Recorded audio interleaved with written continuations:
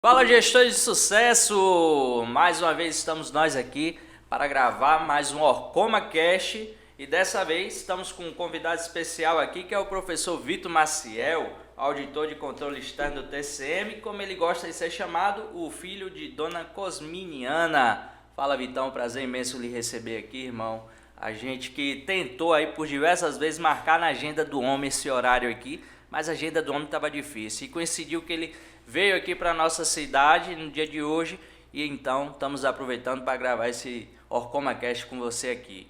Vitão, seja muito bem-vindo, prazer imenso lhe receber aqui, irmão. E eu queria lhe perguntar o seguinte aqui, que a gente tem sempre essa pergunta de início que a gente faz aqui aos nossos convidados. Se você tivesse que escolher um objeto que lhe representasse, já que você não pôde trazer o objeto, qual seria esse objeto?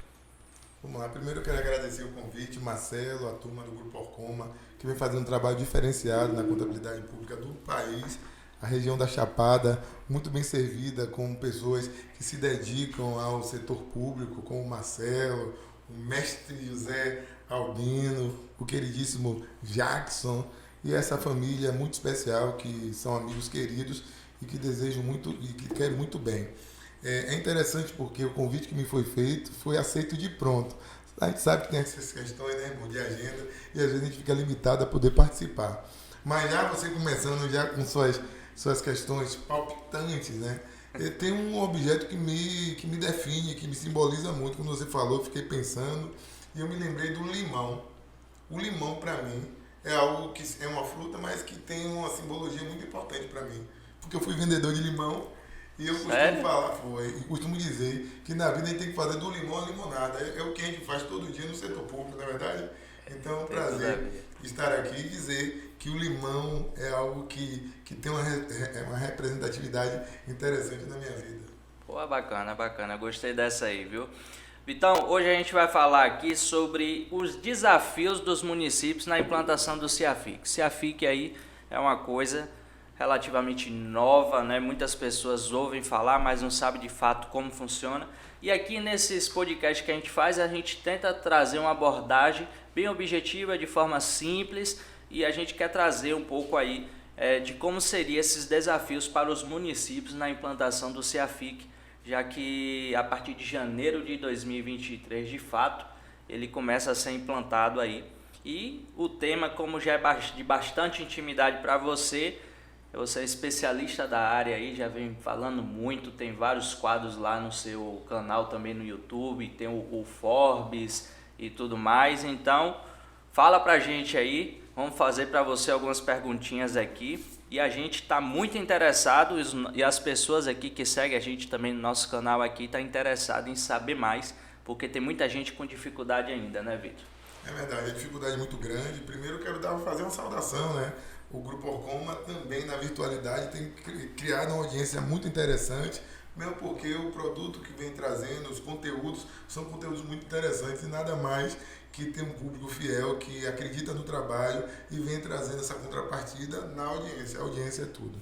Falando especificamente do CIAFIC, é um desafio muito grande. A gente tem estados e municípios que agonizam, notadamente os municípios, para implantar o seu sistema único de execução orçamentária, financeira e controle. Mas a gente tem um marco, né, Marcelo, que é a própria União, que desde 87 já tem o seu sistema único. O CIAF é o sistema único da União. Então eu costumo dizer que se a União, com tantos órgãos, poderes e entidades, conseguiu implantar o seu sistema único, independentemente de estrutura, por que os municípios não conseguiriam? Então, de fato, a gente sabe que os desafios são muitos. A gente tem um decreto, o decreto 10.540, que é um decreto de 2020. Então, já temos um tempo esperando que o decreto 10.540, que muitos equivocadamente falam que impõe o CIAFIC, que é totalmente diferente, o decreto 10.540, ele tão somente regulamenta aquilo que já estava positivado na Lei de Responsabilidade Fiscal. Se a gente for lá no parágrafo 6º do artigo 48, fica muito claro que todos os entes da federação, poderes e órgãos, precisam ter o seu sistema único integrado de execução orçamentária, administração financeira e controle, que é o CIAFIC. Temos uma série de outros históricos, inclusive com a própria Lei de Responsabilidade Fiscal, com a Lei Complementar 131, que foi lá de 2009, que falava do tempo real. Depois veio o decreto 7185 de 2010, falando exatamente do que a gente trata hoje do CIAFIC, mas no Brasil a gente tem lei que pega e lei que não pega. E o decreto 10540, ele sepultou, né, ele revogou o 7185 e hoje a gente tem essa realidade. 1º de janeiro de 2023, todo mundo com seu CIAFIC. É, isso aí. Tem gente que ainda acha que pode ser prorrogado, né, Vitor? Eu não quero nem entrar no mérito, Marcelão, se vai prorrogar ou não. Eu, participando recentemente em Brasília, numa reunião, eu já me manifestei. Sou contra a prorrogação. Então, você que está me ouvindo, o senhor, a senhora que me ouve aqui, vou olhar para você e dizer, eu, Vitor Maciel, sou contra a prorrogação do CIAFIC. Sabe por quê? Chegar a dezembro de 2023, vamos pedir para prorrogar para 2024, 2025, aí lá vai. Portanto, eu recomendo que os senhores e senhoras estruturem as suas contabilidades, as suas controladorias, que puxem a orelha dos seus gestores e suas gestoras, digam que isso é de verdade e aí vamos ter um sistema único. A premissa é controle, é transparência das informações. É o Estado Democrático de Direito. É verdade. A gente vê muito isso no setor público, sempre as pessoas ficam na expectativa de prorrogações, né? E meio que isso gera um mau costume, porque muitas coisas que já foram prorrogadas. Eu também concordo com você, eu acho que é uma coisa que não deve haver a prorrogação, por mais que hoje nós aqui acompanhamos alguns municípios, graças a Deus os nossos clientes aqui estão bem antenados com referência a isso, mas eu sei que tem muitos municípios que ainda não estão preparados de fato para a implantação do CIAFIC. E prorrogar isso é você dar mais tempo ainda, e a gente sabe que as pessoas acabam se acomodando e não de fato implanta o sistema como tem que ser implantado. Vitor, a gente recebe muitas perguntas aqui que nós temos nas nossas redes sociais. Criamos aqui o CIATente, onde a gente responde algumas perguntas especificamente do CIAFIC e de muitas perguntas aqui que as pessoas nos enviaram, que eu vou perguntar algumas aqui para você, para que você possa responder aqui para a gente. A primeira pergunta é: qual será o impacto da implantação do CIAFIC para os municípios? Pronto, excelente, Marcelo. Eu lhe chamar até de Marcelo Mascarenhas, mas é um parceiro, um amigo querido, é Marcelão, esse meu amigo. Olha só, como ele chama de Vitão, né? Vitão, Marcelão, tá tudo certo. Olha só, eu acho que a discussão antecede falar do processo de implantação. Eu tenho feito uma crítica muito grande nas entidades, sobretudo falando com as controladorias, porque nós precisamos tirar do calabouço processual aqueles fluxos administrativos, aquelas rotinas de controle que muitas vezes ficaram lá estocadas, que a turma do controle interno vem agonizando para implantar, mas não tem conseguido. As unidades setoriais, Marcelo, precisam entender que para que as administrações públicas tenham qualidade de informação, para que elas tenham transparência, precisam ter fluxos efetivos. Então, eu tenho colocado, onde quer que vá, que nós precisamos revisitar o modelo administrativo que nós temos. As administrações hoje são feudalizadas. Hoje não, já há um bom tempo. A história das administrações é cada setor numa caixinha, as unidades administrativas não se conversam, cada um faz o seu papel, publica os atos públicos sem a mínima preocupação da qualidade dos atos publicitados. Mesmo porque quando a gente fala de publicação, quando a gente fala de transparência, a gente fala do desnudamento da coisa pública e de informações que são realísticas. O que a gente tem percebido é que aquilo que tem sido publicado e que, consequentemente, é colocado como transparência, revela a desorganização administrativa que muitas entidades têm. Portanto, falar de CIAFIC antes do processo de implantação é revisitar modelos. É falar que as unidades de contabilidade precisam ter rotinas administrativas efetivas, políticas contábeis efetivamente estabelecidas. Os profissionais de contabilidade devem estruturar suas rotinas de contabilidade, dialogar com as unidades setoriais para que os sistemas estruturantes possam trazer para o CIAFIC informações que de fato reflitam aquilo que foi efetivamente discutido no sentido de regras contábeis. As regras contábeis precisam ser previamente definidas, primeiro pela turma da contabilidade, depois com as pessoas que estão vinculadas ao sistema estruturante, para que a informação ingresse ao CIAFIC com qualidade e, consequentemente, a gente tenha uma transparência de verdade. Eu costumo dizer que a transparência é o caminho para o Estado que está preocupado com o cidadão. Não adianta a gente ter informações produzidas pelas entidades do setor público sem que tenham o cuidado litúrgico com aquilo que vai ser apresentado a quem financia o sistema. Então, falar do processo de implantação, eu não poderia falar sem que essas premissas antes fossem atendidas. Depois que essas premissas forem atendidas, a gente tem essa realidade que é implantar o CIAFIC. Acontece que, na prática, muitas entidades sequer manifestaram o seu desejo de ter o seu sistema novo. Não tem CIAFIC, não tem um termo de referência, não discute aditivo. Tem entidades que estão falando em aditivar contratos, mudando o objeto. Isso é uma transgressão à luz de todo o diploma normativo de contratações públicas e uma série de outras impropriedades, como, por exemplo, no momento, na possibilidade de rateio, fazer o abate do duodécimo, transgredindo fatalmente o artigo 29A da Constituição Federal, crime de responsabilidade. Então, o chefe do Poder Executivo, na possibilidade de rateio, não pode simplesmente deduzir do duodécimo e dizer que está tudo certo. Então, tem uma série de questões que precisam ser revisitadas sob pena de nós, a partir de 1º de janeiro de 2023, não temos efetivamente aquilo que o legislador esperou quando falou de um sistema único. Verdade. A gente observa, Vitor, nessa questão de preparação dos municípios, como eu falei para você, que muitos municípios ainda não estão preparados, né? E acha que pode ser prorrogado. E nessa questão de ser prorrogado, como você falou, eles ainda não viram questão de sistemas, de estruturar toda a sua rede, de definir processos, porque nós já temos hoje um problema na gestão pública que é a definição de processos. E aí, quando você vem com a implantação de um sistema onde não vai depender somente de um órgão, somente de um setor, que seja a contabilidade, eu queria até que você falasse um pouco disso, porque quando a gente fala de CIAFIC, as pessoas, primeiro setor que aponta isso é coisa da contabilidade, é a contabilidade que tem que resolver, mas na verdade não é somente da contabilidade. Isso é um projeto onde todos da parte administrativa da prefeitura tem que estar envolvido, porque tem todos os setores, né, e os sistemas estruturantes que fazem parte. Então, Vitor, fala pra gente um pouquinho aí dessa questão do envolvimento da prefeitura como um todo e da participação de todos nesse processo de implantação. Eu quero fazer uma analogia com o setor privado. Você que é um grande gestor, empreendedor, toda a empresa é a crença, né, e os valores do seu gestor. Se você tem um gestor público, um prefeito ou uma prefeita, que entende que essa demanda do CIAFIC é mais um sisteminha, outro dia eu fiz até um vídeo nas minhas redes que falei isso, que o CIAFIC é mais um sisteminha que você vai lá nas Casas Bahia, nas Americanas, vai, coloca na prateleira. Eu já estou até fazendo mexendo. Essas empresas, como aqui é estourado, né? Essas empresas vão ter que pagar um jabazinho aqui para Vai mesmo, viu? Então, assim, pegar um sisteminha e pronto. E não é, né?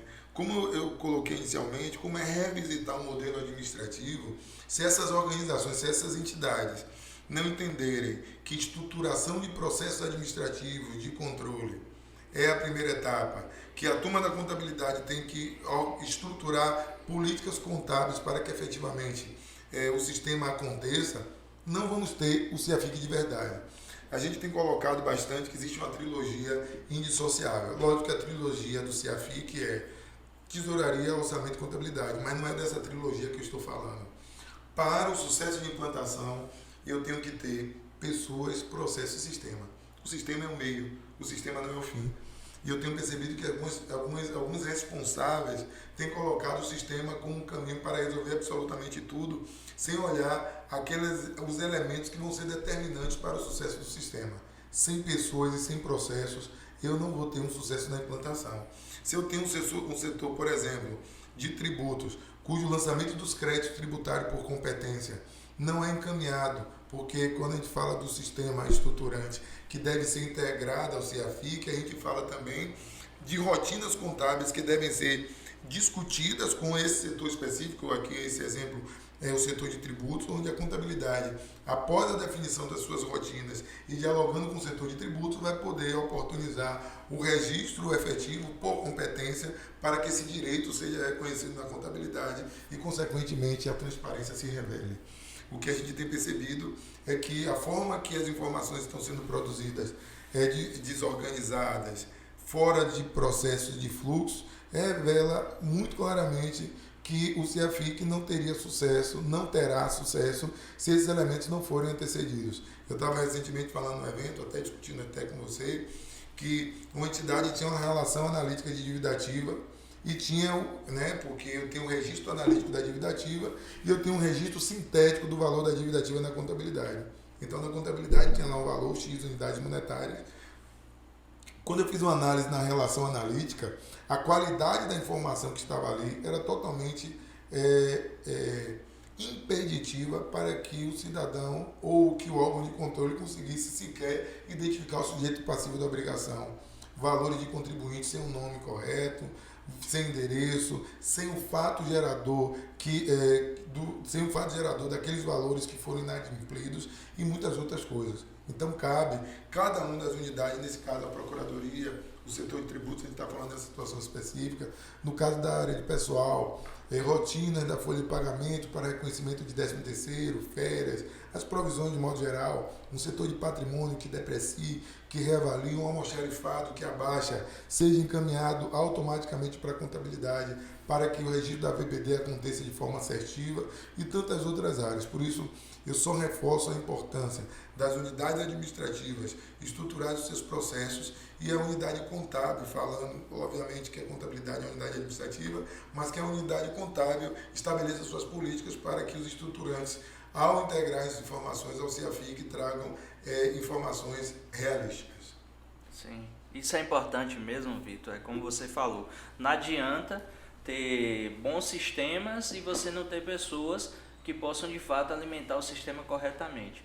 Um sistema, por mais bom que ele seja, se não for alimentado da forma como tem que ser alimentado, de nada serve, né? E na gestão pública a gente vê muito isso, a gente vê muito a questão das pessoas não alimentar corretamente. Você pegou o exemplo aí do setor de tributos e isso acontece muito mesmo, entendeu? Aqui a gente, na hora de fazer fechamentos contábeis, de registrar a dívida ativa do município e tudo, as informações infelizmente não são casadas, não batem, entendeu? Ainda é uma coisa que precisa se melhorar muito, entendeu? Falando aí do setor de tributos, mas não somente o setor de tributos, os outros setores. Se a gente for falar de patrimônio, que é outro setor também que as informações não batem, a gente tem uma grande dificuldade de se fazer os fechamentos e você de fato fazer as depreciações e tudo mais, fazer todo o levantamento patrimonial e nunca tem as informações com exatidão. Da mesma forma, o setor de estoque, de almoxarifado e tudo mais. Mas, Vitor, eu não tenho dúvida de que o CIAFIC ele vai trazer melhoria para a gestão pública.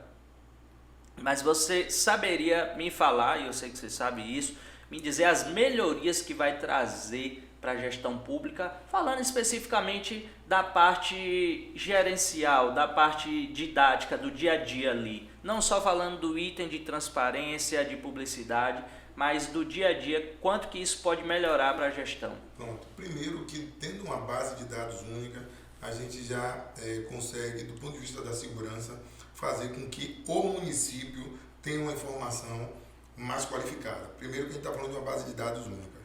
Outro aspecto importante é que, a partir do momento que eu tenho um ente da federação com regras e políticas harmônicas, nós estamos falando de práticas contábeis harmônicas. E quando a gente fala de práticas contábeis harmônicas, nós estamos inevitavelmente dizendo que o procedimento e a base informacional e as tabelas de eventos que está sendo utilizado na Câmara vai ser utilizada na autarquia, na fundação pública, numa empresa estatal dependente e, sobremaneira, na prefeitura. Então, a gente está falando que todos os órgãos e entidades que compõem aquele ente da federação, eles estão sujeitos a regras que são harmônicas e, por consequência, nós estamos falando da qualidade da informação contábil. Do ponto de vista do controle, as unidades de controle interno vão ter um farol para que efetivamente aqueles processos e fluxos e rotinas que com muito trabalho foram constituídos, eles se revelem na prática, porque as unidades serão obrigadas a operacionalizar aquilo que outrora não faziam, que era executar esses processos administrativos. Então, E do ponto de vista do controle, que é um outro benefício, a gente vai ter rotinas que vão ser aplicadas de fato. Do ponto de vista intersetorial, outro benefício, o movimento que eu venho falando, nós estamos desfeudalizando o setor público com o CIAFIC. Mas por quê?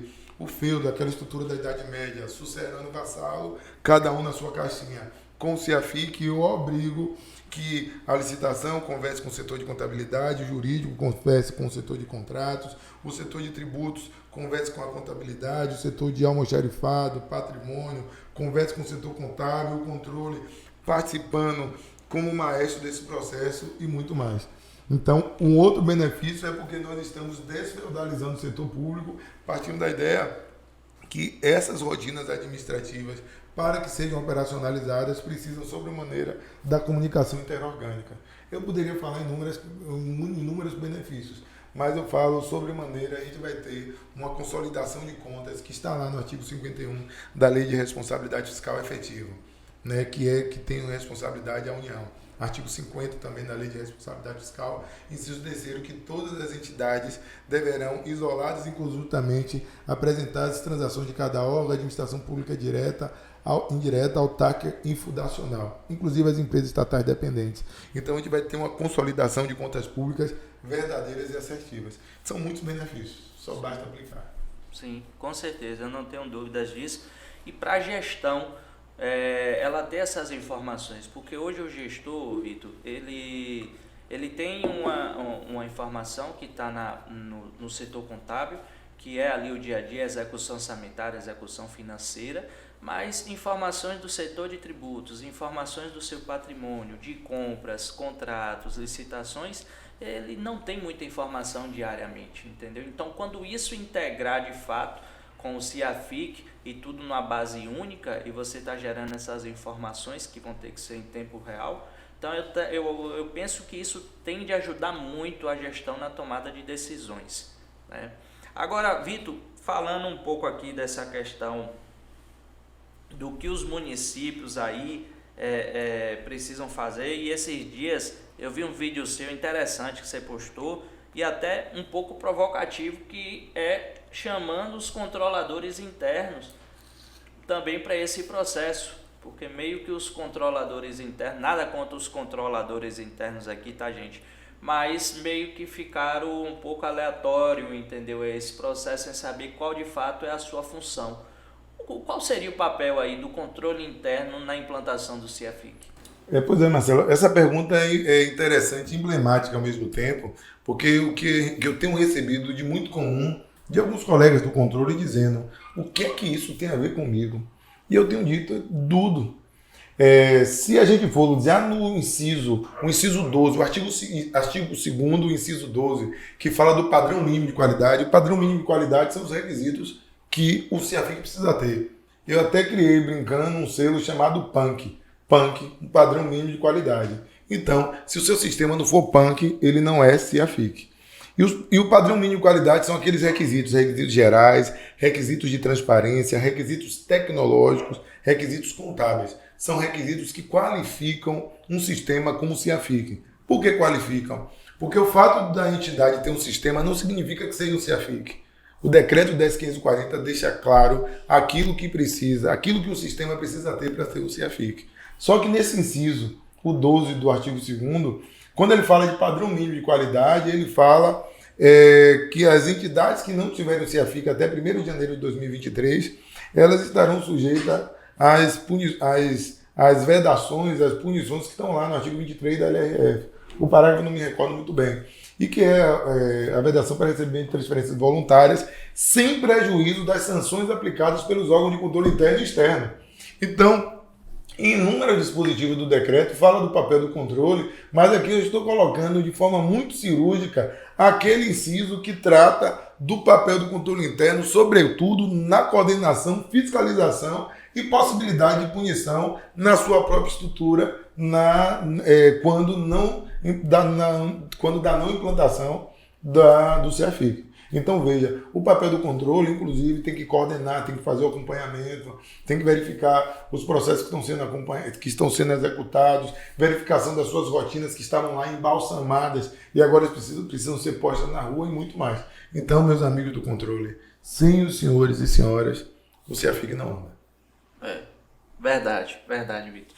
Vitor, como você falou, a gente falou do controle interno e eu queria saber de você como vai ser a atuação do controle externo, especificamente aqui falando do Tribunal de Contas, você que é o auditor que está lá, a sua visão, como é que o TCM irá atuar de fato para verificar se os municípios estão implantando, se implantaram o CEAFIC ou não a partir de janeiro. Pronto, Marcelo. Sobre o Tribunal de Contas dos Municípios do Estado da Bahia, como internamente ainda estão acontecendo as discussões, eu ainda não poderia publicizar quais seriam os encaminhamentos que o órgão faria para a verificação da implantação do CEAFIC no âmbito dos municípios aqui no Estado da Bahia. Mas o que eu tenho percebido em todo o país, eu viajo muito, inclusive recentemente conversando com um colega de outros tribunais de contas, que poucas vezes eu percebi os tribunais pensando na possibilidade de fazer uma auditoria de sistema. Então, será que aquele sistema que foi contratado tem requisitos de segurança que o tipifique como CEAFIC? Então, é possível fazer validações claras em sistemas e possa, em alguma medida, fazer uma aferição se enquadra ou não daqueles requisitos que estão lá no decreto 10.540, notadamente contábeis, tecnológicos, alguns requisitos específicos de segurança, de transparência com as informações do portal e muito mais. Então, eu acho que, de um modo geral, não falando especificamente do TCM Bahia, mas falando numa perspectiva de tribunais, eu vejo sim a possibilidade, não de curtíssimo prazo, né? A gente está aqui no bate-papo, eu não estou falando enquanto representação institucional, mas vejo a possibilidade, sim, dos tribunais, não dia 2 de janeiro, mas de médio prazo, criar mecanismos para validação, não, mas verificação, se alguns desses sistemas que são ditos e contratados como CEAFIC, se de fato são. Entendi. Eu vejo, eu elocubro algo nesse sentido. Entendi, Vitor. Vou lhe apertar mais um pouquinho. Como você falou aí, né, esse acompanhamento, a possibilidade de uma auditoria de sistema por parte do Tribunal de Contas para verificar se de fato o sistema é CEAFIC. E você acha que em quanto tempo que isso pode acontecer? Eu acho que os espectadores aqui, as pessoas que estão nos assistindo, têm essa expectativa de saber, né? O tribunal vai começar a atuação de imediato, quais são as cobranças e tudo mais. Como é que você vê isso aí? Em quanto tempo? O tribunal vai dar um tempinho? Vai esperar as pessoas se adaptarem? Não, é assim, Marcelo, é tudo muito... A gente está no terreno muito nebuloso, muito cinzento no sentido de incertezas. Existe o próprio presidente do Tribunal de Contas do Mato Grosso do Sul, protocolou ao presidente da República um pedido de prorrogação de prazo.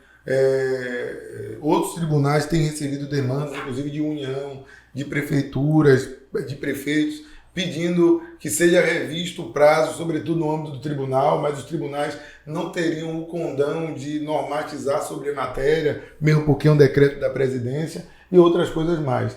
Então, assim, como as discussões acontecem muito interna corporis, nos bastidores, é exatamente essa preocupação dessa realidade dos municípios.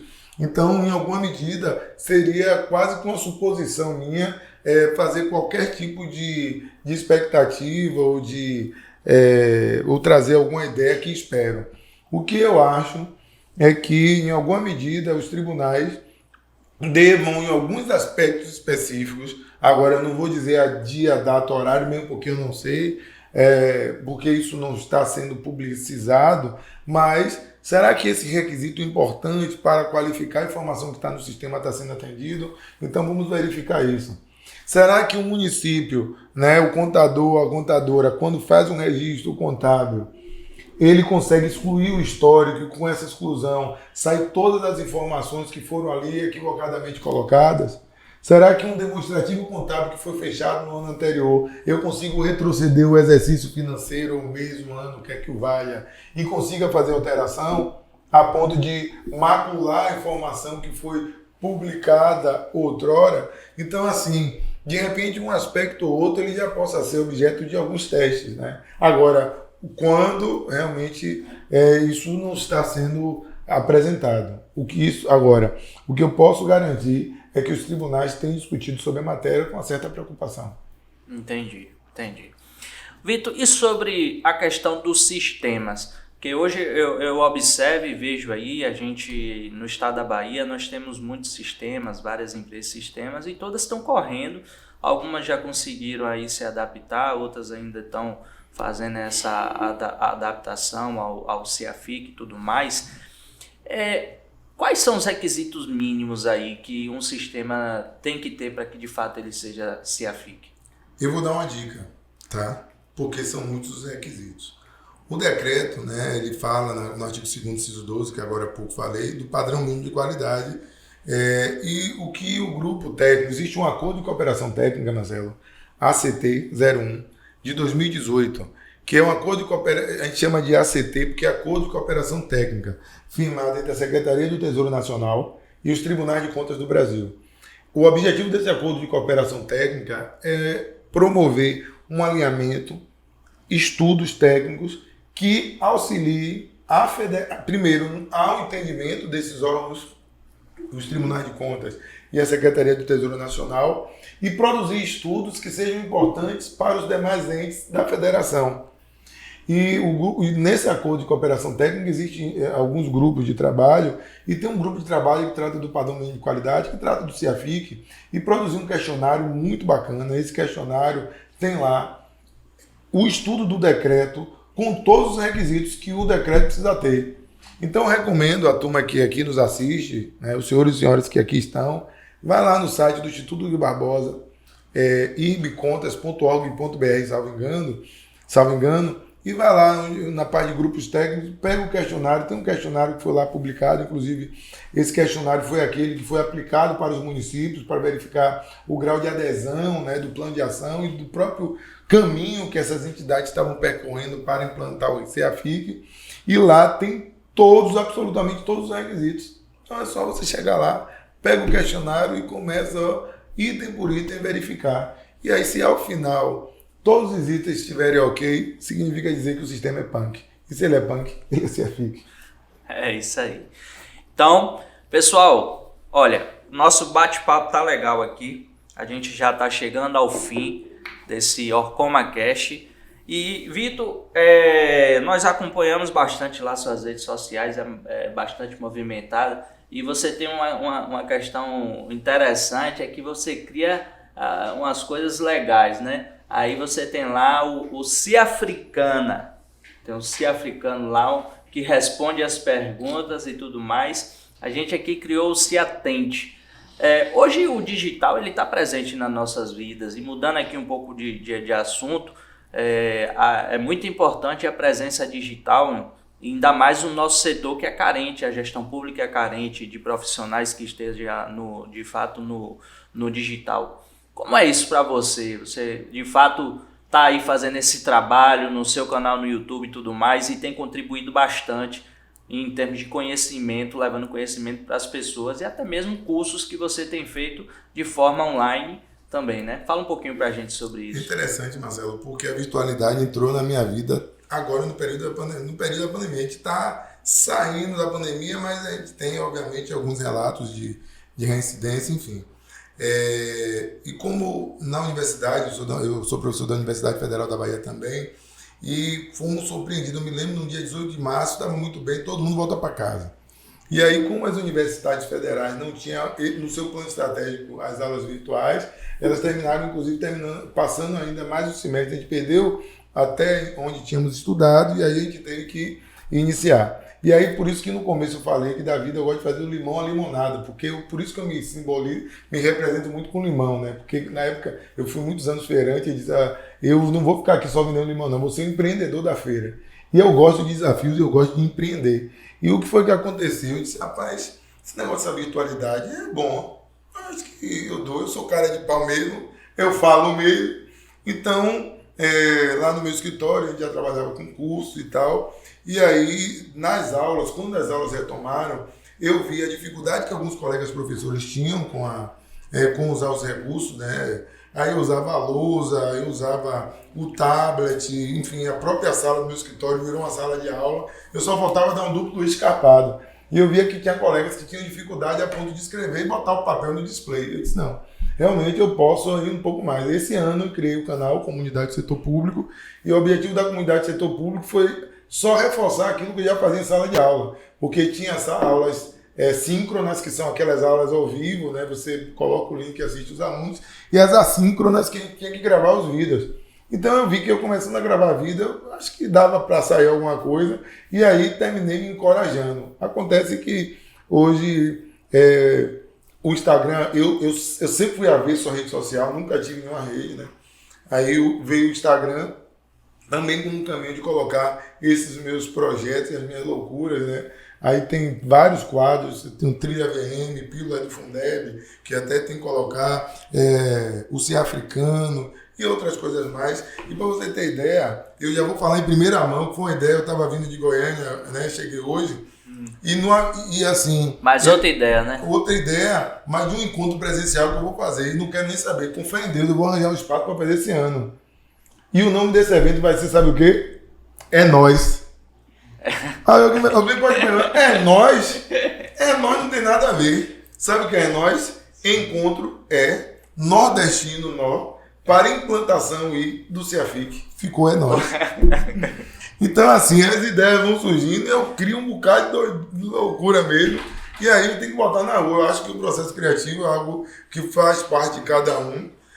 Agora a gente tem que estar atento aos sinais. Então, eu não fico, quando eu estou na virtualidade, arranjo formas de criar e as coisas vão saindo. Pena que eu não tenho um tempo que eu gostaria para fazer a quantidade de coisas que tem aqui na cabeça.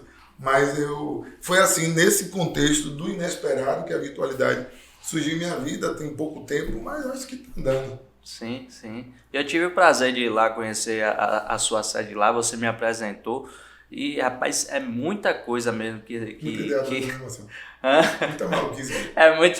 Não, olha, pra mim entender a complexidade do negócio, de que tudo funcionava ali em um espaço só, foi difícil. Eu tive que ficar umas 2 horas para entender tudo que era oferecido em termos de serviço, mas e na época eu lhe falei isso, eu falei, cara, esse projeto seu aqui é algo bastante inovador mesmo, diferente de tudo que eu já vi, porque você conseguiu agregar várias coisas, entendeu? Várias soluções. E hoje você tem aplicativos, tem a parte de redes sociais, de consultoria, de tudo, uma série de coisas. Ou seja, o cara chega lá, ele pode não ter nada, ele sai de lá com tudo. Alguma coisa vai ter que levar. Alguma coisa ele leva. E isso é bacana. E isso mostra a questão, de fato, do empreendedorismo que você tem, né? Afinal, o cara que vendeu limão na feira, meu irmão, é um empreendedor. Limão bombadava sem caroço e guiava o bico de palito. Mulher bonita não comprava, não pagava, mas também não levava. E era massa. E ainda é rimador. Exatamente. A gente vai fazendo as coisas, vai brincando e dando oportunidades. Eu acho que a vida é isso, né? Eu não abro mão, a gente também tem a preocupação de formar pessoas para dar a oportunidade de trabalhar com a gente. A gente faz cursos gratuitos para afroempreendedores, a gente faz cursos também com pessoas, com jovens, enfim. Assim, a gente bota a cara na rua, que é, para mim, um prazer e uma contrapartida que Papai do Céu me concedeu. Acho que as bênçãos que me foram concedidas não foram à toa. Eu acho que respeito todos os incrédulos, mas eu acho que na vida a gente tem um propósito. Mas não é aquele propósito falado no vento, não. Porque hoje aparecem várias pessoas dizendo, eu tenho um propósito. Outro dia eu tenho um quadro chamado VM na Lata, né? Uhum. E aí outro dia eu falei, teve um VM na Lata que eu falava que eu odeio empatia, o nome do VM na Lata. Sim. Mas aí eu falei, olha, por que você, de forma metafórica, tem que se colocar no lugar de outra pessoa para você racionalizar do seu lado aquela dor, aquela angústia, mesmo porque, mesmo de forma metafórica, você se colocar no lugar do outro, você não tendo as vivências, as experiências, as dores, os traumas, seguramente você não vai saber o que foi que aconteceu ali. Então é importante a gente racionalizar, independente de se colocar de forma metafórica nesse lugar, para poder ter uma visão mais humana, mais próxima. E a mesma coisa o propósito. A gente percebe que tem muitas pessoas que falam, eu tenho um propósito, mas é uma obra de Monteiro Lobato. Porque não vou fazer nada, porque o meu propósito não vai ver, está todo mundo de braço cruzado sem fazer absolutamente nada. Então eu costumo dizer que propósito é produzido por intermédio de ações práticas. Tem um livro que eu já li umas 2 vezes, de Frantz Fanon, Peles Negras, Máscaras Brancas, que ele fala, né, e é uma coisa que envolve o racismo, enfim, outras questões mais, e ele fala que ele morava numa ilha chamada Martinica, que falava que era francesa, e estudou na área de medicina e etc e tal, e ele diz, olha, eu vou para a França agora. E quando ele chegou na França e foi vítima de todos aqueles preconceitos que ele tinha quando morava lá na Martinica, ele viu que não era sair de Martinica para a França que iria fazê-lo francês. E ele disse que qualquer militância, no caso, na perspectiva do feminismo, na perspectiva racial e qualquer outra perspectiva, sobretudo agora falando de propósito, a gente precisa de ações práticas. Então a gente vive um mundo onde as pessoas falam demais e fazem de menos. E, portanto, eu vivo, de fato, minha vida intensamente porque as ações práticas foram aquelas que mudaram a minha vida. Isso mesmo, Vitão. Na verdade, tudo depende de ação, né? Não adianta você ficar só nas palavras, só nos dizeres e você não ter, de fato, ação para colocar as coisas em prática. E a gente precisa mesmo ter ação. Faz todo sentido isso aí, meu irmão. Bacana esse bate-papo aqui com o Vitor, dá pra gente ficar aqui horas e horas aqui. Já fui. E a gente tem um último bate-papo nosso aqui, Vitor, que é a questão jogo de palavras, onde eu vou falar uma palavra e você vai responder aí com outra, beleza? Bora lá, então, Vitor, vamos fazer aqui esse jogo de palavras aqui. Bora, não sei de nada não, mas eu vou. É o bate e volta, vamos lá. Já que o nosso tema principal aqui é CEAFIC, então CEAFIC. Transparência e controle. É isso aí. Gestão pública. Responsabilidade fiscal. Paixão. Cosminha Maciel, minha mãe. Profissão. Transformação de vida. Por último, família. É tudo. Isso aí. O bate e volta aqui foi ligeiro mesmo, viu?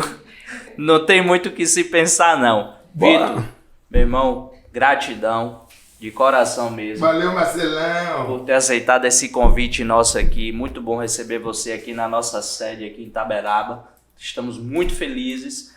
E quero dizer para você, meu irmão, que nossa parceria que vem de muito tempo, vários eventos que a gente já fez e muitos que a gente ainda vai fazer pela frente aí. Inclusive hoje que a gente teve um aqui. Então, bacana demais. Tenho você como dentro dos meu hall de amigos, porque de fato existe a sinceridade entre a gente, o respeito e o carinho. Então, meu irmão, obrigado mesmo de coração, mais uma vez, e tamo junto. E você que está aqui assistindo a gente, obrigado por ter disponibilizado seu tempo aqui. E não deixe de curtir esse vídeo, compartilhar e também de se inscrever no nosso canal e de seguir também a gente nas redes sociais. Um forte abraço, fiquem todos com Deus. Vitão, tem a última palavra a dizer aí? Eu quero agradecer mais uma vez a você, a toda a sua família que faz diferente na região, no nosso país. Me sinto muito lisonjeado por fazer parte desse convívio, dessa parceria, de pessoas que acreditam no setor público probo, com qualidade, com governança e fazendo melhor. E o resultado de quem faz melhor é o sucesso que o grupo tem. Então, mais uma vez, muito obrigado, Marcelo, por sua amizade também, por sua parceria, por confiar no amigo que vos fala e espero ter atendido à altura de toda a estrutura, de toda a qualidade. Tem uma galera aqui danada nos bastidores, que é um projeto que é feito no coletivo, não é feito por um só. E o sucesso é a consequência de tudo isso que vocês constroem. Mais uma vez, obrigado vocês que estão assistindo. Tchau para você aqui, tchau para você aqui. E até a próxima. É isso aí. Tchau, galera. Até a próxima. Valeu.